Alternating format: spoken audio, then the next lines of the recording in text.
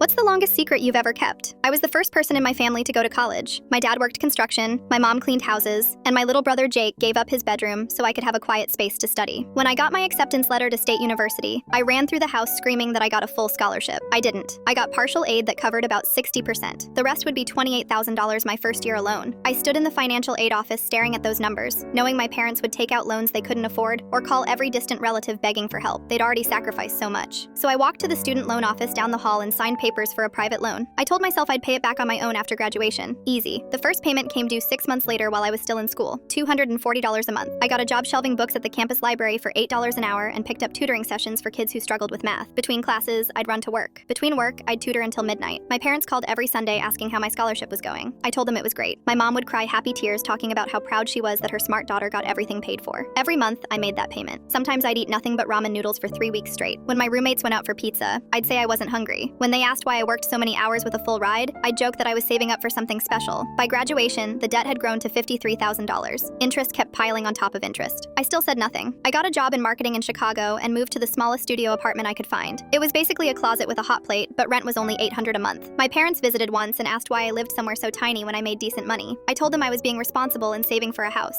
Really, I was drowning. Every single month, I'd transfer money to that loan. I walked 40 minutes to work instead of taking the bus. I bought clothes from thrift stores and told people I was into vintage fashion. I never went to movies or bars. When coworkers invited me out, I'd make excuses about being tired or having plans. My friends thought I was incredibly disciplined. They'd joke about my monk-like lifestyle and ask for budgeting advice. If only they knew I was living on peanut butter sandwiches and splitting single meals into 2 days of food. The worst part was lying to my family. When Jake started applying to colleges, he'd call asking for advice about scholarships. I'd help him with applications while knowing his chances were slim. When my parents mentioned how expensive college was getting, I'd nod and agree while making another payment on my secret debt. 5 years passed, then 6. The balance barely moved despite never missing a payment. I'd lie awake calculating how many more years I'd be trapped. My parents kept asking when I'd buy a house or find a nice boyfriend. How could I explain that I couldn't afford either? Year 7, I got promoted and started making better money. Instead of improving my lifestyle, I threw every extra dollar at the loan. I worked overtime whenever possible. I sold my car and took public transportation. I subletted my apartment for 3 months and slept on a friend's couch, using the rent money for payments. My parents started worrying I was too focused on work. My mom would call saying I sounded stressed and needed to take better care of myself. My dad offered to send money to help me enjoy life more. Every offer broke my heart a little more. Year 8, I finally saw light. The balance dropped below $20,000. I started making double payments, then triple when I could manage it. I took freelance projects and worked weekends. My entire life revolved around killing this debt. Finally, at 29 years old, I made the last payment, $87,000 total, paid over 8 years, all by myself.